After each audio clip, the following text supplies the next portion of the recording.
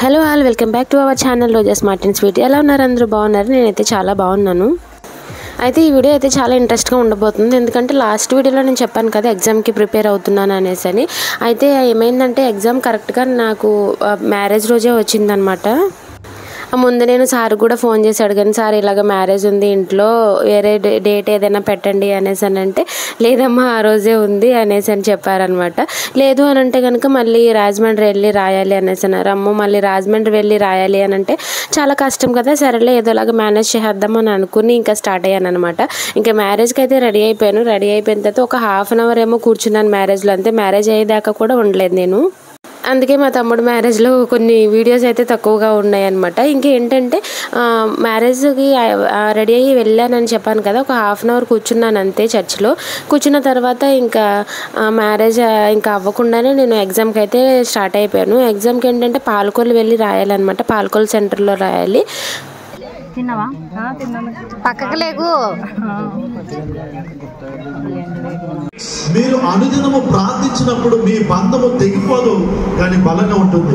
So a prayer centered on God and prayer is strong and unshakable family life. దేవుని పైన ప్రార్థన పైన వేయబడిన పునాదులు ఆ కుటుంబము బలంగా ఉంటుంది. Prayer always invites God's presence among you. ప్రార్థన అనేది దేవుని యొక్క సన్నిధిని మన జీవితంలోకి ఆహ్వానిస్తుంది. Make sure that you keep Jesus as the center of your life. కాబట్టి యేసుక్రీస్తు అది మన జీవితంలో ఒక ముఖ్య కేంద్రముగా మనం ఉంచుదాం. There are many difficult things that will come across on our way. ఈ యొక్క వివాహ జీవితంలో ప్రయాణంలో ఎన్నో సమస్యలు కూడా మనకు ఎదురవుతాయి. Because two people are coming together now. ఎందుకనగా ఈ రోజు మరి ఇద్దరు వ్యక్తులు వారు ఒకటిగా మారుతున్నారు. From different perspectives.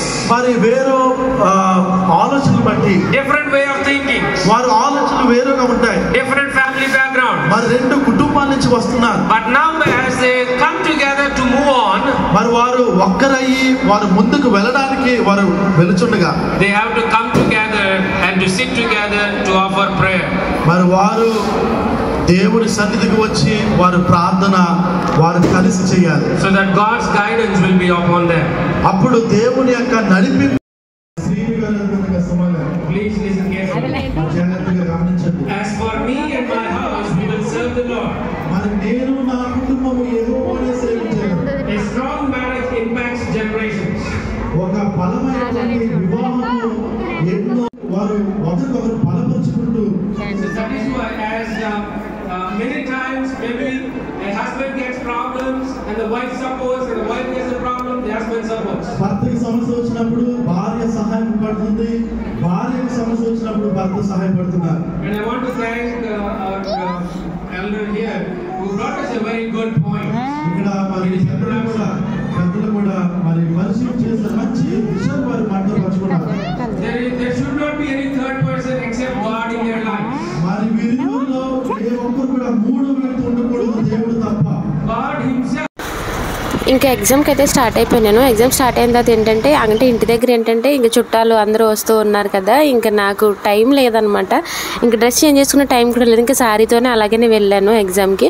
ఎగ్జామ్ వచ్చేసి నాకు హాఫ్ అన్ అవరే, కాకపోతే ఏంటంటే వెళ్ళి రావడానికి కూడా 3 hours పట్టింది.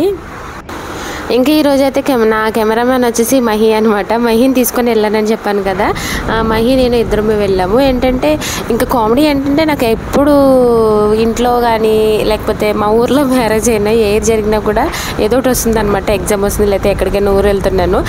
లాస్ట్ 2 మ్యారేజ్కి ఏంటంటే ఫస్ట్ ఒక మ్యారేజ్కి అయితే 10th class గెట్ టుగెదర్ జరిగింది కదా, గెట్ టుగెదర్ పార్టీకి అయితే వెళ్ళాను. ఇంకా ఇంకొక మ్యారేజ్కి ఏంటంటే ఇంకొక తమ్ముడు మ్యారేజ్కి అయితే నాకు ఎగ్జామ్ వచ్చింది అనమాట. ఇలాగా అన్నీ మిస్ అవుతూ ఉన్నాను. ఈ మ్యారేజ్ కూడా మళ్ళీ ఎగ్జామ్ అయితే వచ్చింది. ఇంకా సరేలే ఏది వదలకూడదు, ఇంకా ఏది మిస్ అవ్వకూడదని అన్నీ కవర్ చేస్తూ ఉంటున్నాను అనమాట. ఇలాగే ఇంకా స్పీడ్ చూడాలి, చాలా స్పీడ్గా వెళ్ళాను. ఎందుకంటే నాకు 1:45 కల్లా నేను ఎగ్జామ్ సెంటర్లో ఉండాలి, అక్కడ LIC ఆఫీస్లో ఉండాలి. ఇంకా ఏంటంటే నేను కరెక్ట్గా 1కి అయితే బయలుదేరాను. ఇంకా మేము చాలా స్పీడ్గా వెళ్ళాను. ఫస్ట్ టైం నేను శారీలో బైక్ నడపడము, అలాగే ఇంకా ఇంత స్పీడ్గా వెళ్ళడం కూడా ఫస్ట్ టైం అనమాట.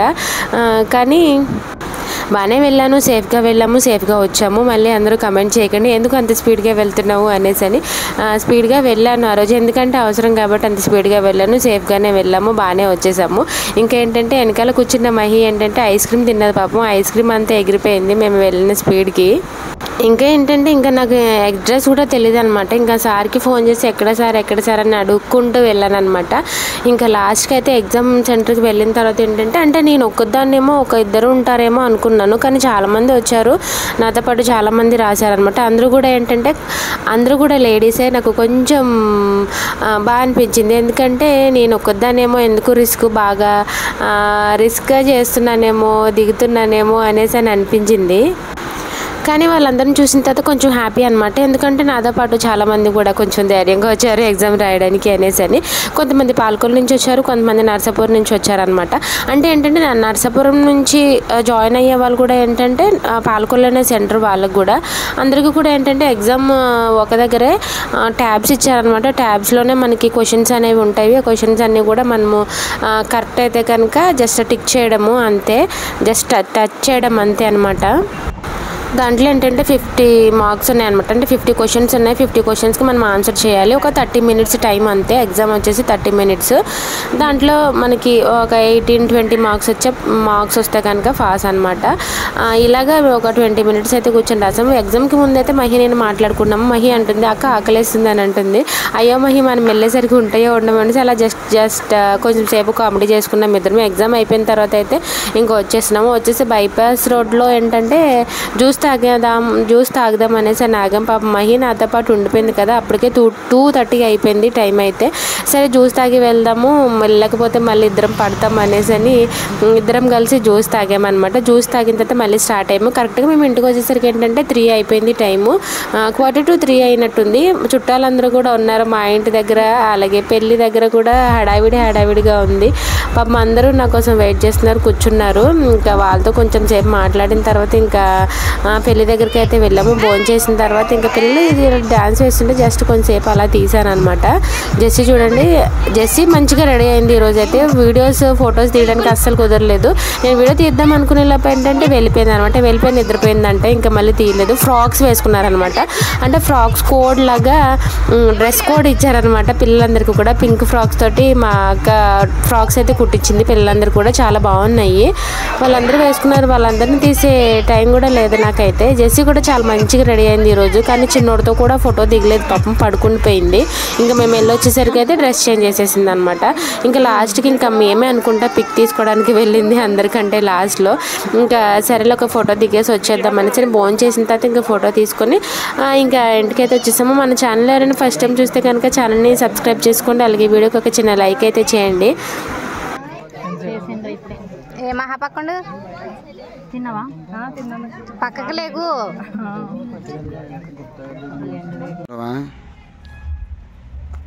వీడియో చెప్తే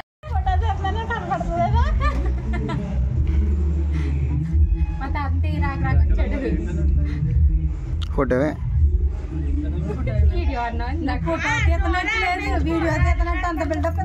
రెండు